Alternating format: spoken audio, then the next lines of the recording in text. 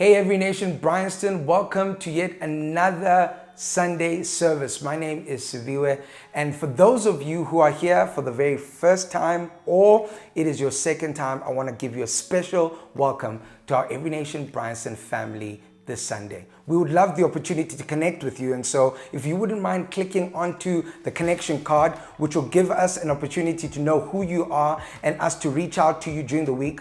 Also, it will allow you to choose one of 3 charities that we as Every Nation Bryanston will donate an 80 Rand gift as a gift to that charity just because you tuned in today. Your visit makes a difference. So again, a special welcome to you. We are on level 1 of lockdown, and I am still trusting God for a vaccine, trusting God for His hand to be on our medical workers out there in the front lines and many people who are serving different communities during this crazy season of COVID-19. I do want to announce some things that are going to be coming up in the next little while as we move towards meeting together physically. I can't wait. But before I do that, I want to quickly talk about 2 things. Things we know, things we don't know. Here are things we know. We are all about helping people to know God and make Him known. We want to do everything possible short of sin to serve you on a weekly basis, to make sure that you are able through your groups, in your homes, on the online platforms, to know what it means to follow Jesus passionately, obediently, and daily so that you can be what God has called you to be. Those are the things we know, and as a result, we make sure that we try and respond to all variables, things that are happening in our nation and this COVID-19 with faith, hope, and love, and I hope you do the same. The things we don't know are quite simple. We have no idea what tomorrow will bring. We have no idea what more changes are coming, so we want to make sure we prepare as thoroughly as possible to ensure not only your safety, but to ensure that as a church, we are moving together properly for the rest of the year. And so with that being said, I want to give an outline of what the next 5 weeks are going to be like as we move towards us getting back to physical services. This Sunday, obviously, and next week, the 20th and the 27th, are going to be normal online services. And really glad that you guys have made time to tune in online every single week. Thank you for that. On the 4th of October, however, 2 Sundays from now, we will have our normal online services, but on that particular day, Sunday the 4th, we're going to have an Every Nation Bryanston cookout, right? We're going to meet out in a field. We'll give you the exact details next week, Sunday. We're going to meet out on a field where we'll be able to observe social distancing, and we are going to have a truckload of food and hopefully a truckload of fun as well. The only thing you need to bring is a camp chair, a picnic blanket, and a skaftin. Those of you who don't know what a skaftin is, it's Tupperware. You normally bring Tupperware to places where you expect to take food home. And so we hope that there will be enough food for you to also grab and take home with you so you can join us in our 5 o'clock service that 4th of October as well. So first point of contact will be the 4th of October for our Every Nation Bryanston cookout, which will take place on Sunday from 1 until 4 o'clock at a venue that will be provided to you by next week, Sunday. The next thing is this. On the 11th of October, we are still going to then meet online, preparing for us to then meet physically on the 18th of October back at our knowledge-based venue. I am super excited for that. Now, this wait allows us to prepare for a number of things, to prepare for our live physical meetings, but also for us to continue our online platform. And so we're going to be working that out behind the scenes.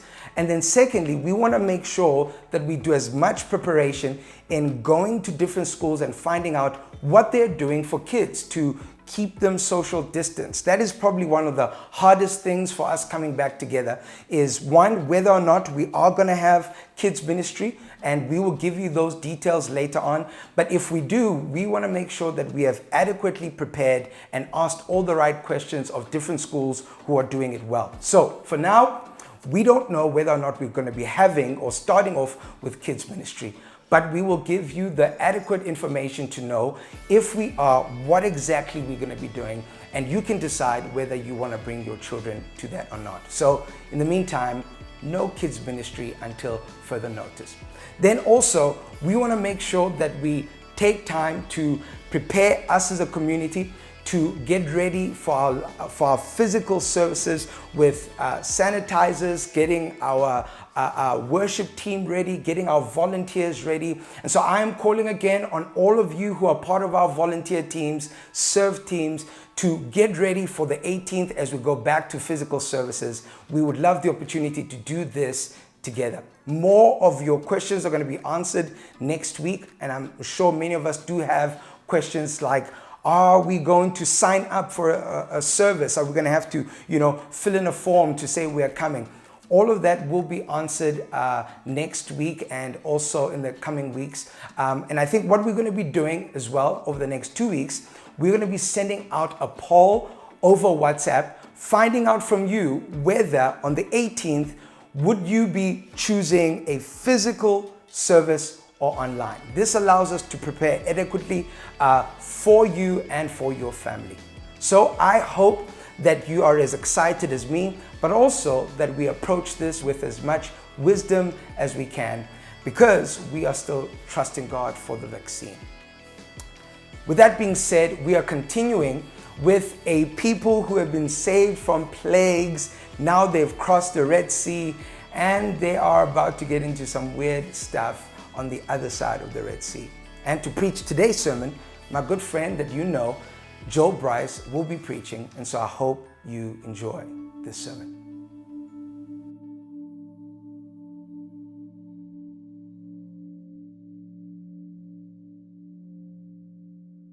Hi there.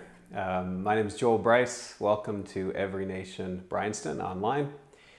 We're continuing our series today in Exodus. Good news for Misfits. I want to start with a story.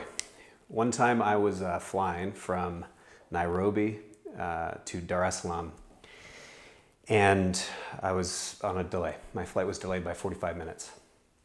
And so we finally eventually started aboard. We got on the, up to the gate, and we're queuing up. And I see kind of out of the corner of my eye, somebody sprinting across the terminal. He's wearing a suit and very disheveled. He's sweaty, he's got pit stains going on, his tie's loose, and he's just running across the terminal. And I realized actually he's running towards our gate. So clearly he didn't realize that the plane was delayed. Runs straight up past the queue to the gate attendant there and realizes it's late. Well, then he starts grumbling and complaining because he had some big important meeting in Dar es Salaam that now he's going to be late for, and he thought he was barely going to make the flight. He kind of walks past me and sits down on the chairs, and he's then on the phone, and he's complaining again. And clearly this guy is going through a lot, but he's grumbling. Then he gets on the plane, and this is the best part. I'm sitting a couple of rows over, and the gentleman right to his left proceeds to take off his shoes and his socks, and the smell of kind of a rotten cottage cheese just fills the flight. Now this guy's just had enough. So he presses his call light. Flight attendant walks up, everybody's trying to board, and he starts talking about how he flies 100,000 kilometers a year and he should be upgraded to business class, and she's not having any of it. The reality is, today we're talking about when things don't go as planned. Wouldn't that be funny if that whole story was not some random business traveler, but was actually yours truly? So we're talking about Karen. You all know Karen. The dictionary defines Karen. It's an urban dictionary, but it defines Karen as Karens take everything wrong, with the typical over-entitled Western woman, and they crank it up several thousand %. They are a mutated subspecies that descends from the soccer mom and have many of their traits, such as a short temper, a crown bowl haircut, an unnecessarily large SUV to take her kids to soccer practice, and be a menace on the road. I'm sorry if your name is Karen. That just cracked me up. I'm curious also what the equivalent of the Karen is in a South African context. So maybe you can comment that so that I can be informed. But in all honesty, and in all seriousness, what we're talking about is when things don't go as planned and how we respond, and ultimately how God responds. Let's pray. Father, I pray that you would draw near to those who need you to draw near today. That in the midst of my ramblings, that there would be something true, something that's that just is spoken, that rings true in someone's heart as they listen, and that we would know more about you after this message. In your name we pray. Amen. Okay, so where are we in the story? You know, I want to show you a map, partly because I think it helps me to actually see where we are geographically in the story. So we are in modern day Egypt, obviously. Here you can see Israel, Jordan, just to the east of Israel, and Saudi Arabia. So here is the Exodus journey. Starts in Goshen and proceeds all the way to Israel, obviously. This is about 730 kilometers, approximately the distance from Johannesburg to Durban, and then kind of walk back up to Pietermaritzburg, and that's about 730 kilometers. If you were to walk that journey, here on the slide, it would take you basically 3.5 weeks if you were walking the average speed of average distance of six hours per day, 730 kilometers. You basically get there in 3.5 weeks. And here is where we are today, this little red bubble. We've just crossed the Red Sea, as you can see the line going through the water, and this is about 3 to 7 days after we've crossed the Red Sea. If you were to take the Google Street View and drop that little guy into that spot, into that red dot, this is what you'd see. You'd see some sand. You would see some palm trees, blue skies and sun. Today you would see a resort that's near where they were. But then you would just have a lot of sand and a lot of hot weather and maybe some palm trees. But here's the thing. It's been just 3 to 7 kind of days. Let's pick up in Exodus 16, verses 1 through 3. The whole congregation of the Israelites set out from Elim, and Israel came to the wilderness of Sin, which is between Elim and Sinai, on the 15th day of the 2nd month after they had departed from the land of Egypt. So roughly 45 days since they left Egypt, kind of 3 to 7 days-ish since the Red Sea was parted. The whole congregation of the Israelites complained against Moses and Aaron in the wilderness. The Israelites said to them, "If only we had died by the hand of the Lord in the land of Egypt, when we sat by the flesh pots and ate our fill of bread, for you have brought us out into the wilderness to kill this whole assembly with hunger." You know, I found this a bit of an odd response. Imagine if just a week ago you had seen one of the greatest miracles you've ever seen in your life, and now you're facing hunger and you're wishing that you had simply died. It's like you just won the Super Bowl and now you're facing a junior varsity football club and you're questioning whether you can win. I can conclude maybe one of two things. The first is how quickly we forget God's provision when our circumstances change. Pretty good insight, right? But I don't think they were suffering from severe amnesia. This is just a few days later. It's 2 million people. I don't think that they simply forgot God's provision of a few days ago. A second explanation could be that what they actually experienced, maybe there's a reasonable explanation for what it was. So I did a little bit of research on this. Sure enough, there's actually quite a bit out there. One particular piece I picked up that was published actually in the Washington Post, or summarized in the Washington Post, this software engineer named Carl Drews, he conducted his atmospheric and ocean sciences master's thesis at the University of Colorado. And this work was published in a peer-reviewed journal. And then it was actually promoted by his employer, named the National Center for Atmospheric Research, which is a top U.S. research center. So he's a Christian. The summary of his work, though, that was featured in the Washington Post, essentially stated that given the conditions of the sea a couple of thousand years ago, a coastal phenomenon called a wind set-down, a very strong wind, in other words, could have blown in from the east, pushing the water to create a storm surge in another part of the sea, but completely clearing water from the area where the sea was blowing, where the wind was blowing. Such events have happened actually fairly frequently in parts of Lake Erie and in the Nile Delta. I read that, thought through that, and something about that actually didn't resonate with me either. To say that the parting of the Red Sea was actually just a logical explanation for a wind set down. It led me to think there must be another explanation. I think the other explanation is, will God provide? And is God good? Remember, they had just come out of 400 years of generational slavery. They had also experienced the plagues, the hail raining down from heaven and destroying their crops, locusts coming up from the earth and eating the fruit sources and destroying the land. They had experienced that as well. Really, the only plague that they didn't experience was the plague of the firstborn sons being killed of the Egyptians. I think if you experience that, a natural question must be, is God good? You know, when Siv finished in chapter 14 last week, after they'd crossed the Red Seas, chapter 14 concludes by simply saying the people feared the Lord and believed in the Lord. But what it doesn't say is the people trusted in the goodness of God. I think there was probably a question that had risen in their hearts after that experience and what they had just gone through for 400 years, whether or not God is good or not. So they had a felt need. They had hunger.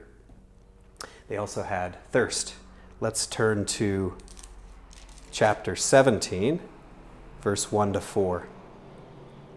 From the wilderness of Sin, the whole congregation of the Israelites journeyed by stages, as the Lord commanded. They camped at Rephidim, but there was no water for the people to drink. And the people quarreled with Moses and said, "Give us water to drink." Moses said to them, "Why do you quarrel with me? Why do you test the Lord?" But the people thirsted there for water. And the people complained against Moses and said, "Why did you bring us out of Egypt to kill us and our children and our livestock with thirst?" So Moses cried out to the Lord, "What shall I do with this people? They are almost ready to stone me." So they had a felt need. They had hunger and they had thirst, and it was real. This isn't a story about some over-entitled Western business traveler in Nairobi. This is a story of a people who are hungry and thirsty. You know, times in my life when I've had a felt need and my response is to grumble and complain, I've realized there's probably a few things happening. The first is I believe that I know what's best for me. You see it when kids whine, right? Daddy, I want more sweets, or I don't want to go to bed. The reality is they know what's best for their lives. When I grumble, when I complain, it's probably true that I'm still on the throne. I know what's best. Secondly, it reveals an internal alignment that I don't have around gratefulness. I'm focused on what I don't have and what I want, rather than focused on the reality that all that I have is a gift. And third, it reveals that ultimately I don't trust God. I don't trust His goodness. And so my response is, by focusing on what I don't have, I complain, I grumble. And I think there's a little bit of that was going on here. But let's jump back into the text and see how God responds. So still in chapter 17, verse 5, the Lord said to Moses, "Go on ahead of the people and take some of the elders of Israel with you. Take in your hand the staff with which you struck the Nile and go. I will be standing there in front of you on the rock at Horeb. Strike the rock and water will come out of it so that the people may drink." And Moses did so in the sight of the elders of Israel. He called the place Massah and Meribah because the Israelites quarreled and tested the Lord, saying, Is the Lord among us or not? In reality, I don't think this is a story about people being hungry and God providing food. It is that, but I think it's so much bigger. It's a story of, is God really among us or not? It's a story of how God responds when we're experiencing pain, how God responds when we're experiencing reality that is different from our expectation. Do you think that the Israelites expected a desert? They had just watched miracle after miracle, what seemed like God delivering them from the hands of their captor. I think they were probably expecting an oasis, bliss, glory. Finally, we're going back to the promised land. And yet, they had dust in their eyes and sand in their teeth. They're hungry. They're thirsty. And this question begins to arise. Is God really among us or not? Their food crisis is becoming a faith crisis. You know, what are you experiencing today? What food crisis is becoming a faith crisis? I think coronavirus has heightened a lot of crises that are really felt needs now for us today. Whether it's a lost job, whether it's a sick loved one, whether it's a broken relationship, or whether it's just loneliness and depression. What food crisis is becoming a faith crisis? And how does God respond to our food crisis? Let's go back. Sorry, I'm jumping around, but let's go back to chapter 16. Bear with me. I'm going to read a big chunk of chapter 16, and then we'll talk about it. So this is chapter 16, verse 4. Then the Lord said to Moses. Well, let's come back just to verse 3 for a moment. The Israelites said to them, if only we had died by the hand of the Lord. And then the Lord said to Moses. You know, it's funny. I read this the first time, and it seemed like there was a verse missing. The people complain. They say basically, if only we had died. And then the next verse, God responds to Moses and says to him. It seemed like we were missing when Moses brings that complaint to God. But instead, actually, God simply answers the complaint. I just love that, the reality that God answers Moses before Moses even voices his concern. Many times we have to ask, and then God kind of steps into the story. But in this case, actually what happened was God met him before he even asked. Okay, but that was just free. Let's go on to what he says. I am going to rain bread from heaven for you. And each day the people shall go out and gather enough for that day. In that way I will test them, whether they will follow my instruction or not. On the sixth day, when they prepare what they bring in, it will be twice as much as they gather on other days. So Moses and Aaron said to all of the Israelites, in the evening you shall know that it was the Lord who brought you out of the land of Egypt. And in the morning you shall see the glory of the Lord, because he has heard your complaining against the Lord. For what are we that you complain against us? And Moses said, when the Lord gives you meat to eat in the evening and your fill of bread in the morning, because the Lord has heard the complaining that you utter against him, what are we? Your complaining is not against us, but against the Lord. Then Moses said to Aaron, say to the whole congregation of the Israelites, draw near to the Lord, for he has heard your complaining.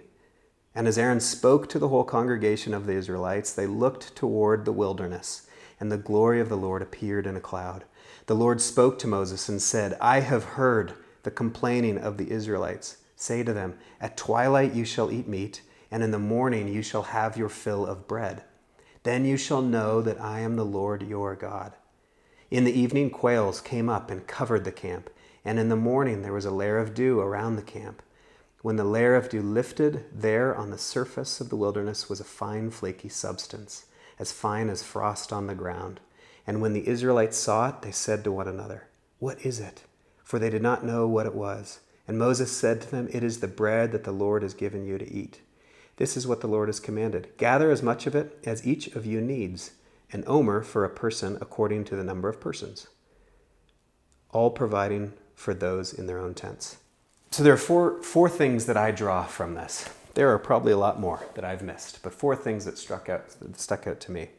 When our experience does not align with our expectation. And more importantly, when we experience a real pain or a felt need, how God might respond.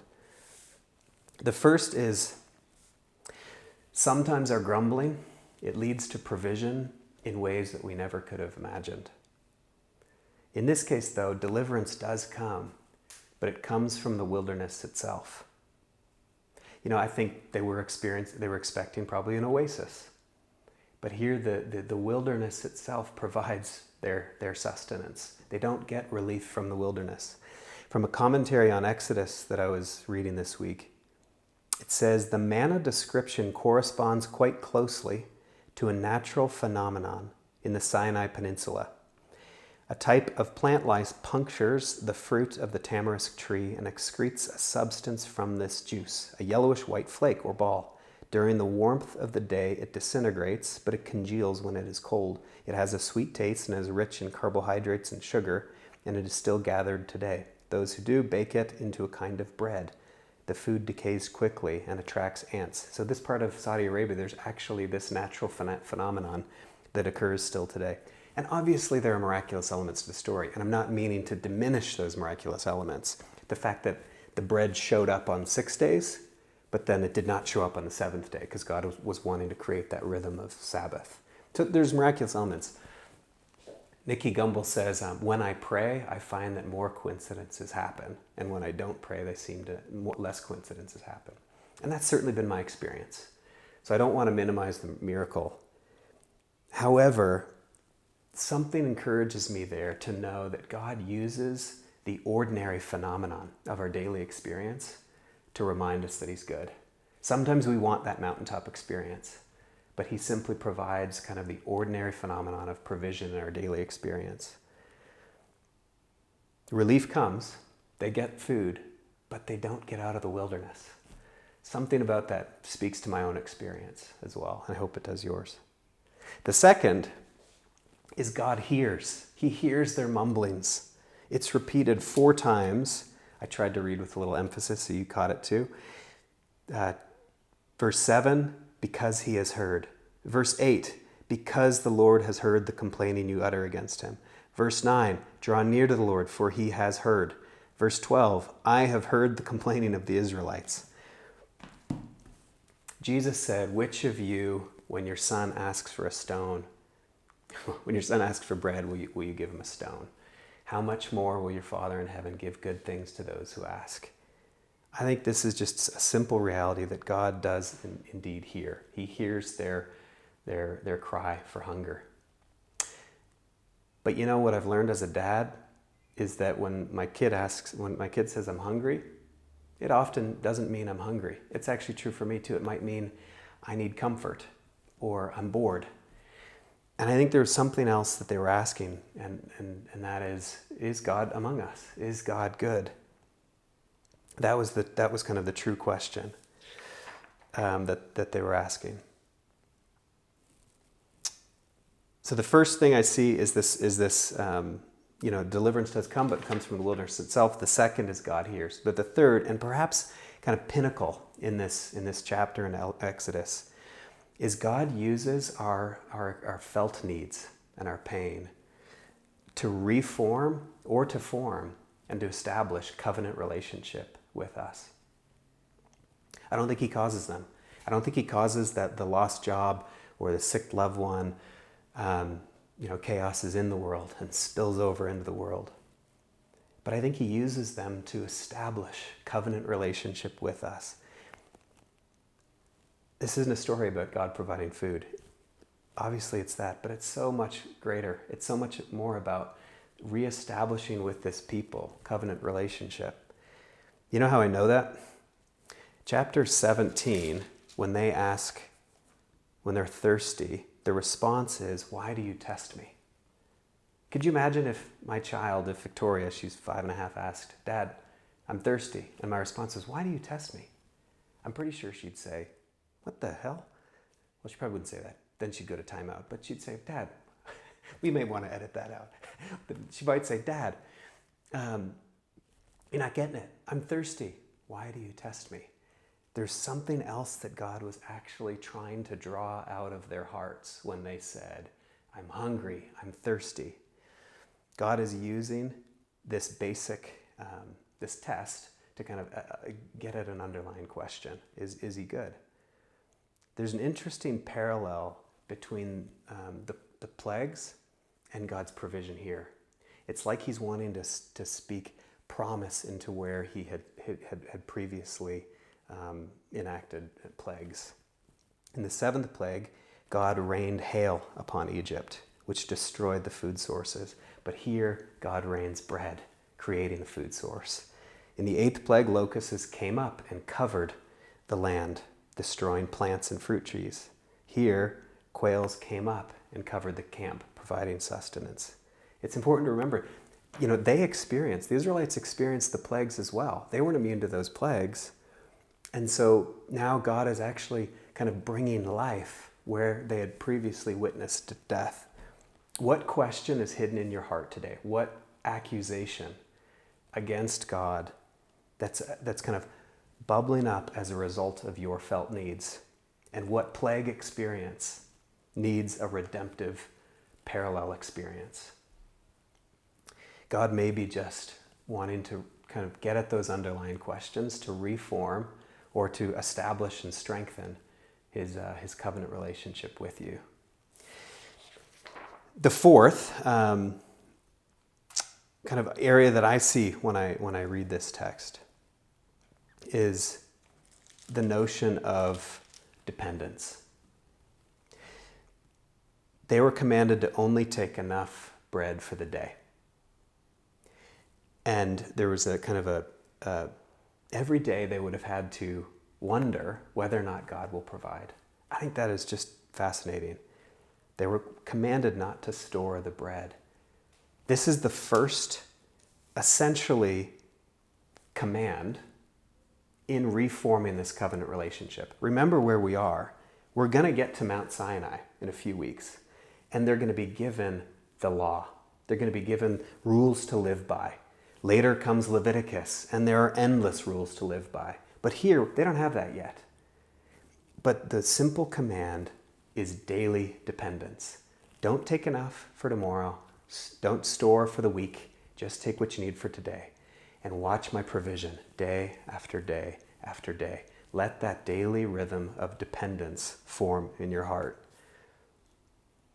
Romans 9 verse 20 says, "But who are you, a human being, to talk back to God? Shall what is formed say to the one who formed it, 'Why did you make me like this?' Does not the potter have the right to make out of the same lump of clay some pottery for special purposes and some for common use?"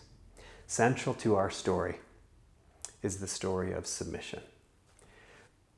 We grumble and we complain. We're reminded that we're still on the throne, that we don't have maybe gratitude in our hearts. But central to our relationship with God, when we say yes in the stumble towards Jesus, is the reality that we need to submit. And what better way to kind of get at their hearts and to create that value of submission than a daily reminder of daily bread. It's what Jesus said, "Give us this day our daily bread." Years later, that same message of what's central to our relationship is complete and full dependence. In conclusion, let's jump forward. Exodus 16, verse 31. It says, "The house of Israel called it manna. It was like coriander seed, white, and the taste of it like wafers made with honey. Moses said, 'This is what the Lord has commanded. Let an omer,'" there's that omer again, "'of it be kept throughout your generations, in order that they may see the food with which I fed you in the wilderness when I brought you out of the land of Egypt.' And Moses said to Aaron, 'Take a jar and put an omer of manna in it and place it before the Lord to be kept throughout your generations. As the Lord commanded Moses, so Aaron placed it before the covenant for safekeeping. The Israelites ate manna 40 years until they came to a habitable land. They ate manna until they came to the border of the land of Canaan. An omer is a tenth of an ephah.'" Hey, there you go. Now you know what an omer is. It's a tenth of an ephah. Glad we could clear that up. So they're commanded to remember. Now let's fast forward 1,300 years and see if they actually remembered. 1,300 years we're now in Israel, and this man Jesus is on the scene. John 6, verse 29 says, Jesus answered them, "This is the work of God, that you believe in him whom he has sent." So they said to him, "What sign are you going to give us then, so that we may see it and believe you? What work are you performing? Our ancestors ate the manna in the wilderness. As it is written, he gave them bread from heaven to eat." Then Jesus said to them, "Very truly I tell you, it was not Moses who gave you the bread from heaven, but it was my Father who gives you the true bread from heaven. For the bread of God is that which comes down from heaven and gives life to the world." And they said to him, "Sir, give us this bread always." And Jesus said to them, "I am the bread of life. Whoever comes to me will never be hungry, and whoever believes in me will never be thirsty." The ultimate provision that God provides for us in the wilderness is Jesus himself. My head knows that to be true. My Christian faith tells me it's true. But my experience often causes my heart to question whether or not that is true. Last night I was up late, which for me is like 10:15. And I was watching a stand-up comedian. And soon after his kind of entry monologue, he says, as a comedian, it's great. I just kind of chat and speak, and a bunch of people follow me and listen to me. It's like, I'm like Jesus, except I turn up. And then the audience all kind of laughs, and I had a funny moment. And basically, when I heard that, my first response was, and I wanted to defend Jesus. But then as I sat there, I thought, that has been my experience, is that it does feel at times when I'm experiencing a wilderness that Jesus doesn't turn up. But I don't accept that entirely either. Because what's true about bread? Here's the thing about bread. If you eat it just once and then don't eat again, eventually you'll die. There's something about bread that requires daily consumption. And I think that's what Jesus was kind of getting at. I think he's saying, you come to me and you eat daily kind of consumption of bread and daily drinking of water. Now, what does that look like? What does that daily consumption look like? It might look different for others, but I think there's something about kind of quiet time, it's study, it's prayer for me. It's daily prayer, probably 30 or 40 minutes of kind of quiet solitude, meditation, and prayer. Because ultimately, I think when we're in the wilderness, we require daily consumption of that bread, the bread of life. Let's pray. Yeah, God, I know that you see us. I know that you hear us. And I know that that what we've experienced in 2020 has created just wilderness experience for a lot of us. I pray that we would, God, just turn, that our hearts would soften and we would turn toward you, that we would hear your voice in the whisper in the wind of that desire for covenant relationship to reestablish. Help us in our weakness. Amen. Let's finish with the blessing. May the Lord bless you and keep you. May the Lord cause his face to shine upon you and be gracious to you. And may he lift up his countenance upon you and give you peace. Amen.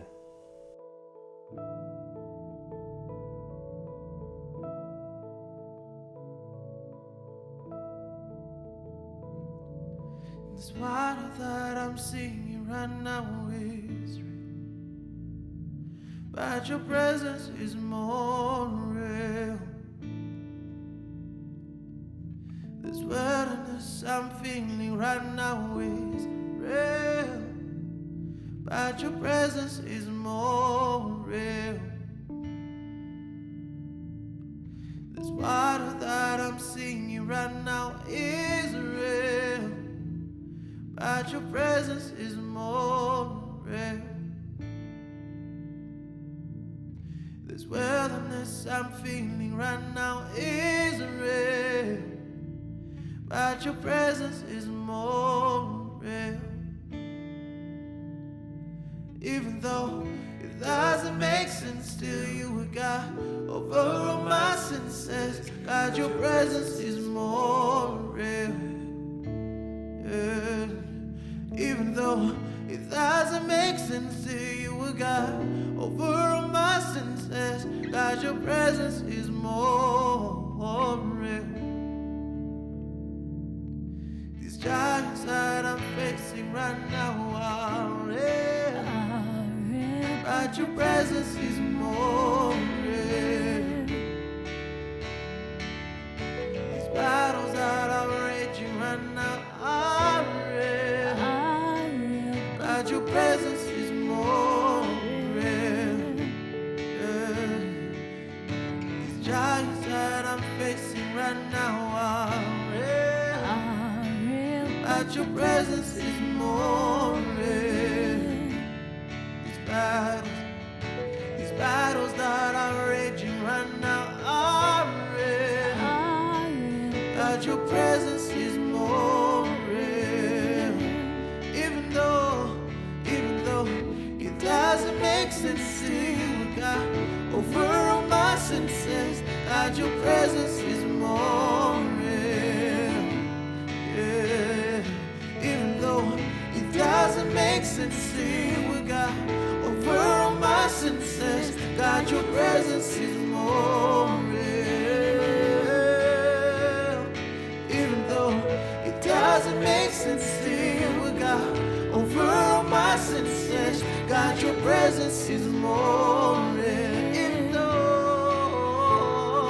Even though it doesn't make sense, still we got over all my senses. God, your presence is more real. We walk by faith and not by sight, and fix our eyes on you. This flesh won't be living. You've given us your spirit. Report our trust in you. We walk by faith and not by sight, and fix our eyes on you. This flesh won't be a limit. You've given us your spirit. We put our trust in you. Even though it doesn't make sense to you, God, over all my senses. God, your presence is more real. Even though it doesn't make sense to you, God, over all my senses. God, your presence is more real. Oh yeah. Even though it doesn't make sense to you, God, over all my senses. God, your presence is more real. Even though it doesn't make sense to you, God, over all my senses. God, your presence is more real. God, your presence is more real. God, your presence is more real. God, your presence is more real. In the midst of battle, God, your presence is more real. In the midst of chaos, God, your presence is more real. God, your presence is more real. In the midst of everything else, God, your presence is more real. God, your presence is more real. God, your presence is more real. God, your presence is more real. God, your presence We walk by faith. We walk by faith and not by sight, and fix our eyes on you. This flesh won't be a limit. You've given us your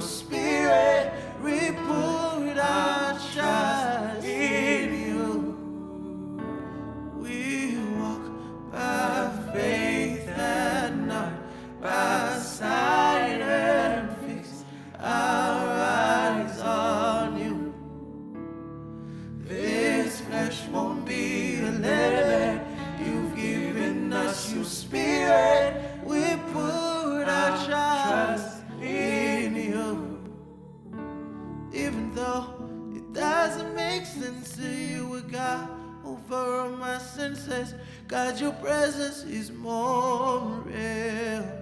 In the midst of chaos, God, your presence is more real. In brokenness, God, your presence is more real.